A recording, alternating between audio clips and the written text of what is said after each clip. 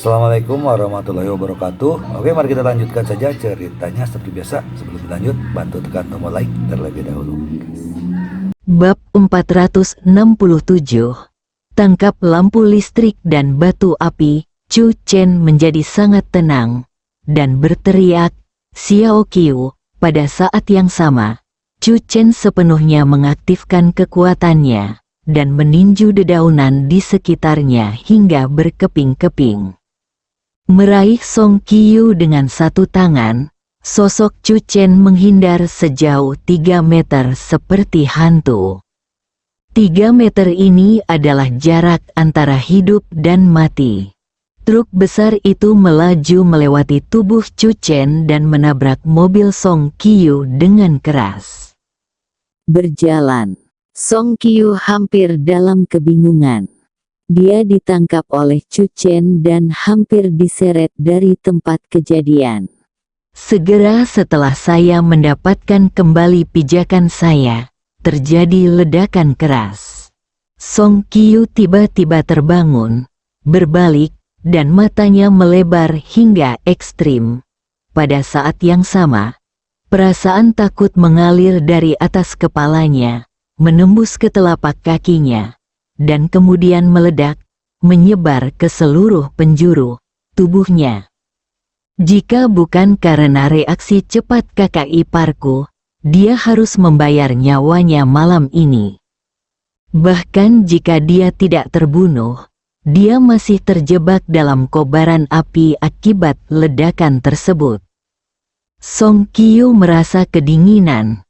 "Kamu segera memanggil polisi dan menjaga tempat kejadian." Suara Chu Chen terdengar di telinga Song Qiu. Ketika Song Qiu bereaksi, Chu Chen telah menghilang. Song Qiu segera mengeluarkan ponselnya dan menelepon polisi. Di bawah malam, dua sosok dengan cepat mundur. Dengan keahlian Chu Chen, jika kita melawannya, kita tidak akan bisa melawan. He Bining berkata, hanya jika kakak senior mengambil tindakan, kita dapat memiliki kesempatan untuk menangkapnya. Jika saya tahu bahwa truk besar itu menginginkan nyawanya, saya tidak akan mengendalikan dedaunan untuk menghalangi pandangan pengemudi truk. Zhao Chunyan mengertakkan gigi dengan kebencian. Sopir truk besar itu jelas merencanakan serangan bunuh diri, penglihatannya tidak terhalang.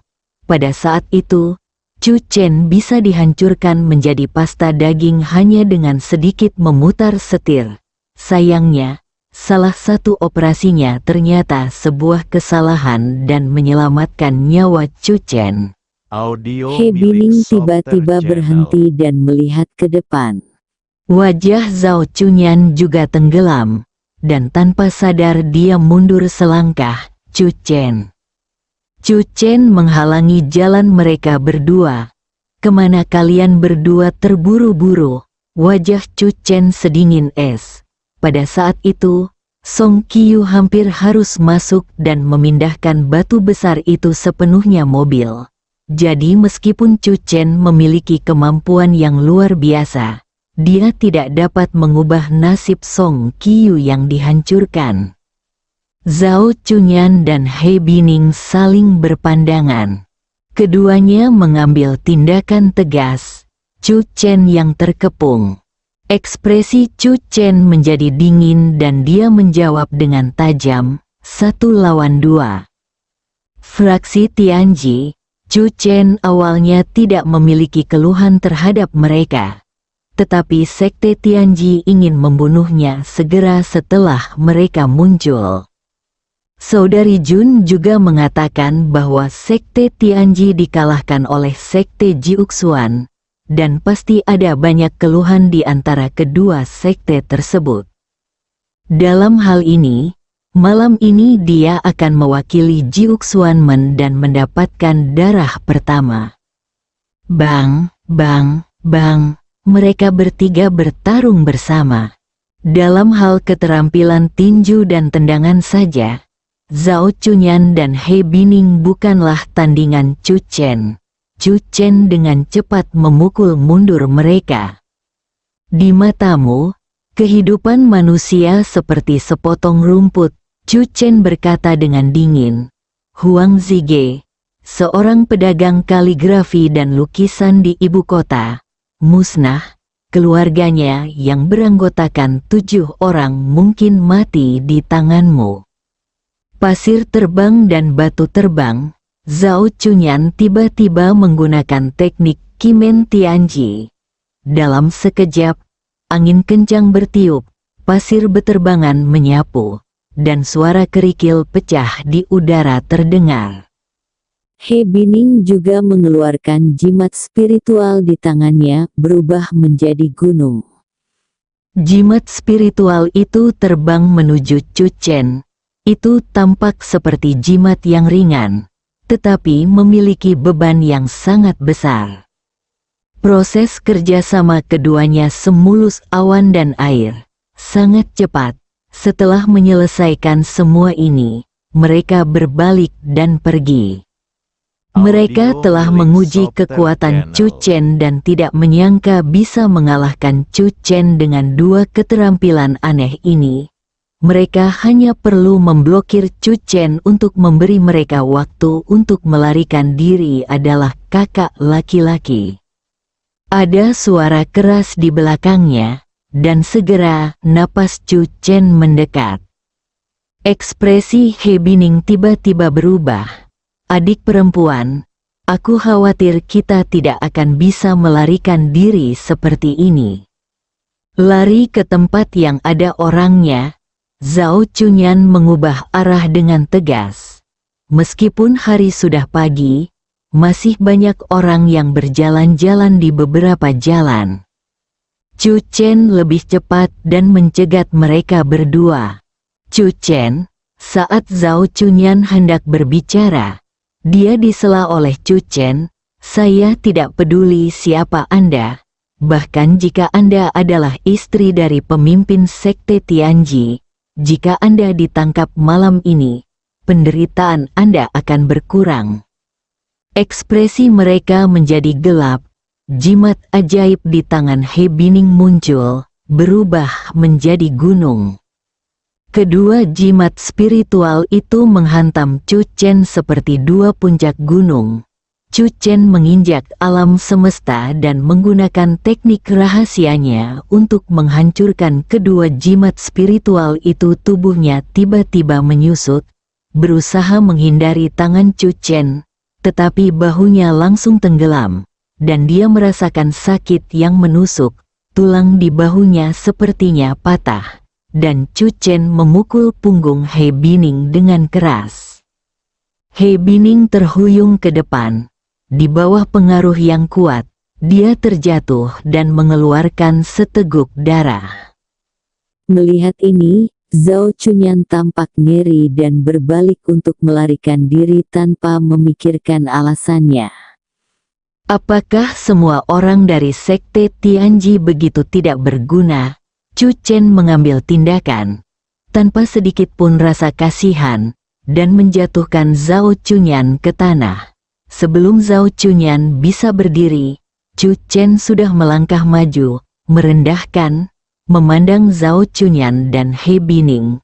Siapakah orang yang menggunakan rahasia surgawi untuk membeli hidupku? Zhao Chunyan menggelengkan kepalanya. Kami juga tidak tahu. Chu Chen mencibir, dan saat dia hendak mengambil tindakan, He Bining berteriak keras, "Kami benar-benar tidak tahu. Kami ingin tahu siapa orang itu lebih dari Anda, dan mendapatkan kembali peta rahasianya." Mata Chu Chen menyipit dengan dingin. Saat ini, ponsel Chu Chen berdering. "Saudari Tao," Chu Chen menjawab telepon. Sebelum mengejar kedua pria itu, Chu Chen menelepon Jiang Yingtao terlebih dahulu dalam kapasitas pribadinya. Mengalami serangan penembak jitu di jalan, serangan bunuh diri terhadap truk besar. Kata-kata singkat Chu Chen di telepon mengejutkan Jiang Yingtao. Tanpa berpikir lebih jauh, Jiang Yingtao memberitahu tim penyerang Biro Operasi Khusus dan segera berangkat. "Di mana kamu?" Suara Jiang Yingtao terdengar cemas.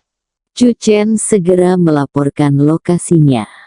Setelah menutup telepon, Zhao Chunyan dan He Bining memandang Chu Chen dengan ekspresi jelek. Zhao Chunyan berusaha keras untuk menekan kepanikan di hatinya. "Chu Chen, tolong lepaskan kami. Kami berjanji bahwa Sekte Tianji tidak akan mempersulitnya untukmu lagi. Kami hanya ingin mendapatkannya kembali. Itu hanya diagram misterius. Jika ada yang ingin Anda katakan, tolong beritahu polisi."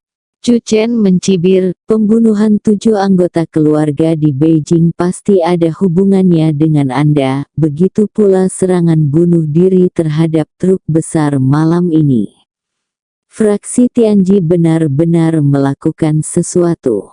Bab 468. Bagaimana menjelaskannya? Begitu kata-kata itu selesai, wajah kedua orang itu berubah.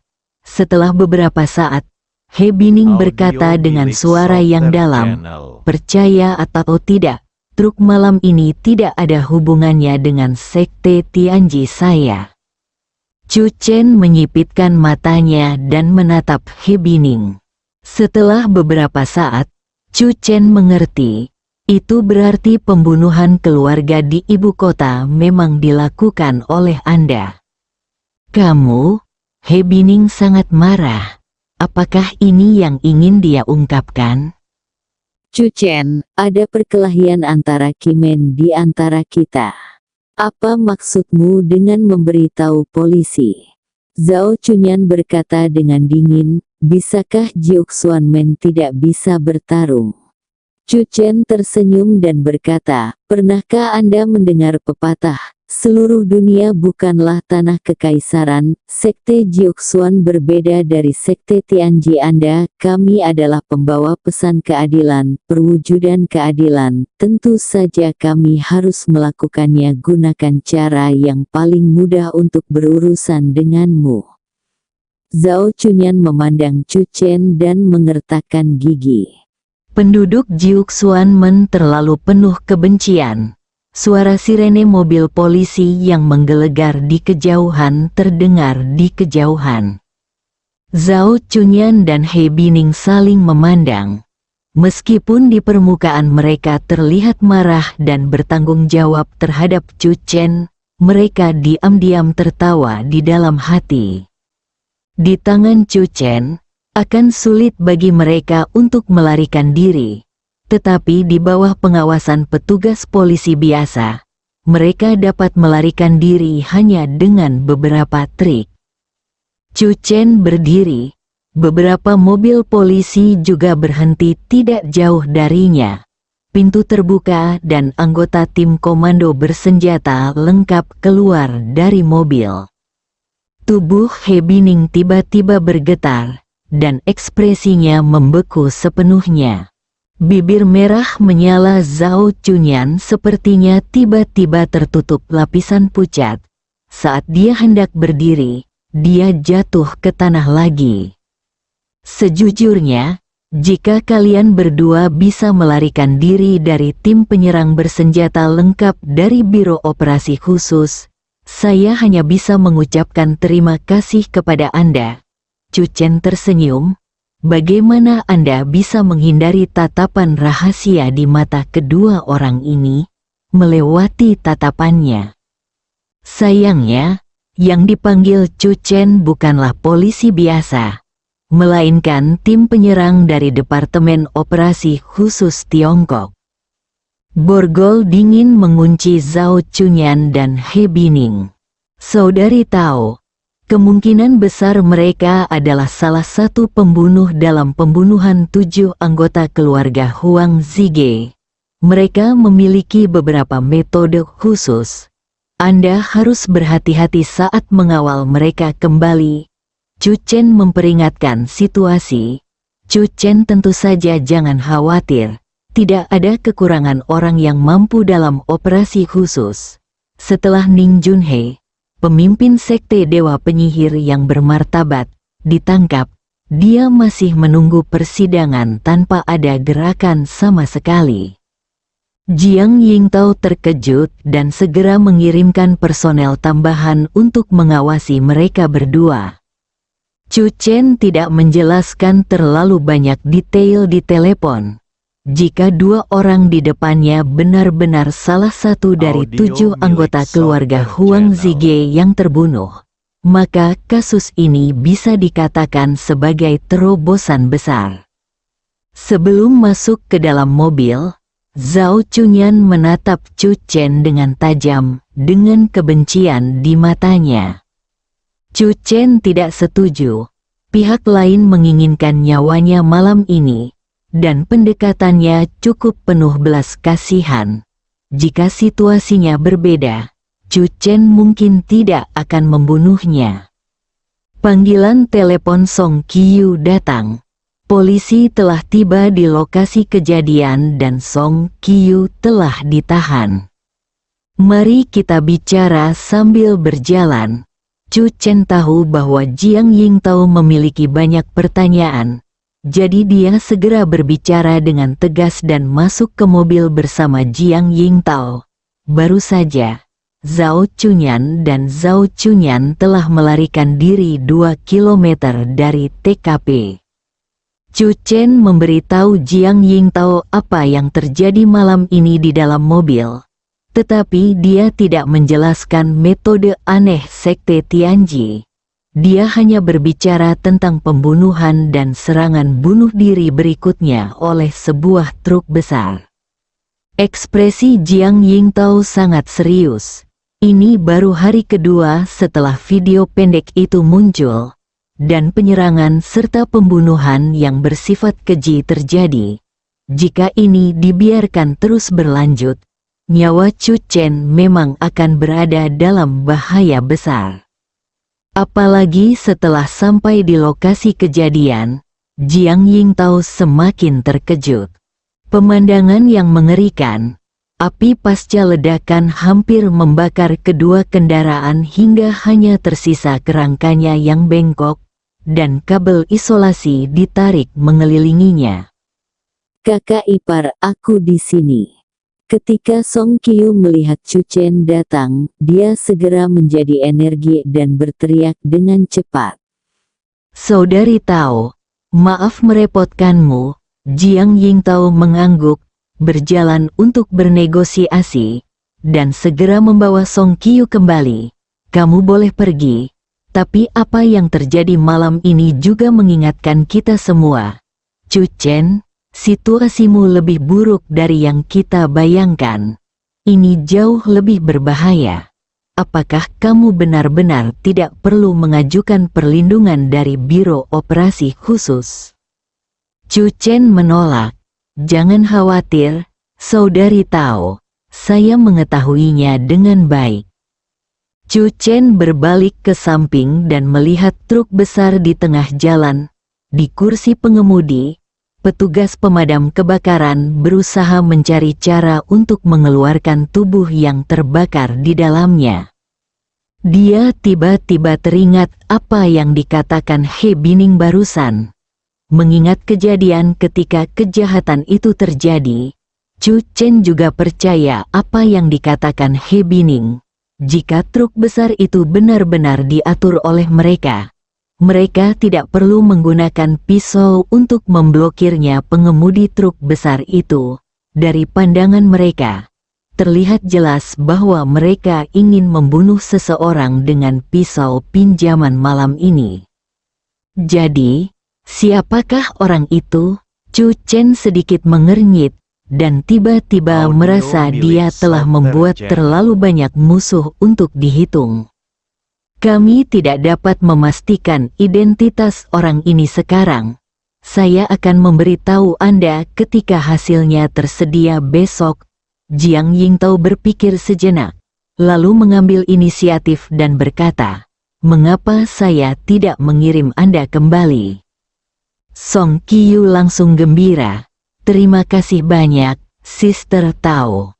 Dalam perjalanan pulang, Jiang Yingtao sekali lagi secara samar-samar mengisyaratkan bahwa Chu Chen dapat mengajukan permohonan perlindungan perang khusus, tetapi Chu Chen tidak setuju.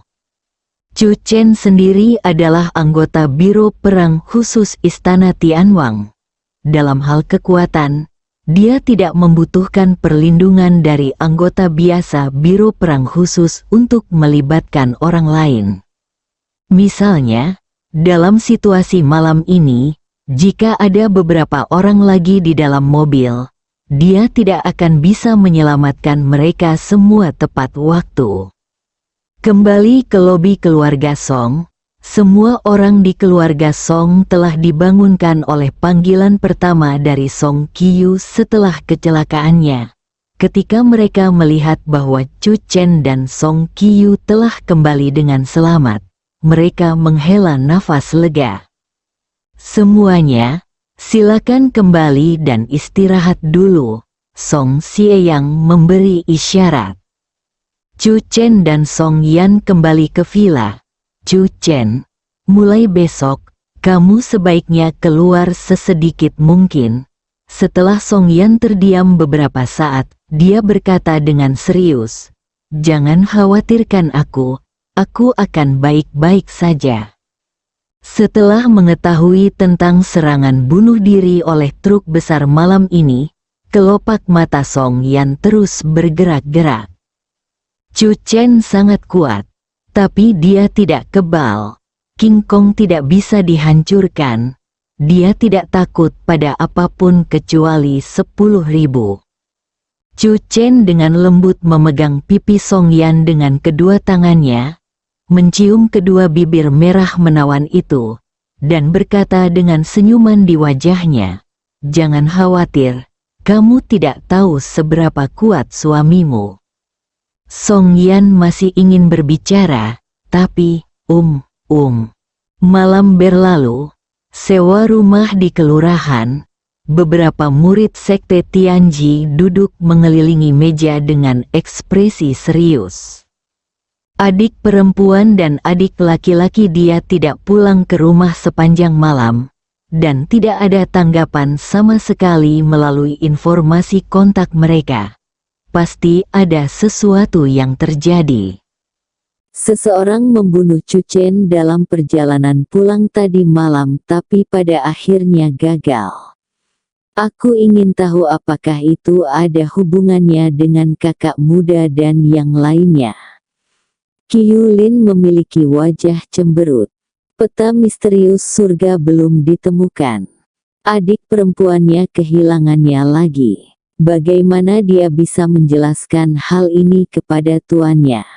Bersambung.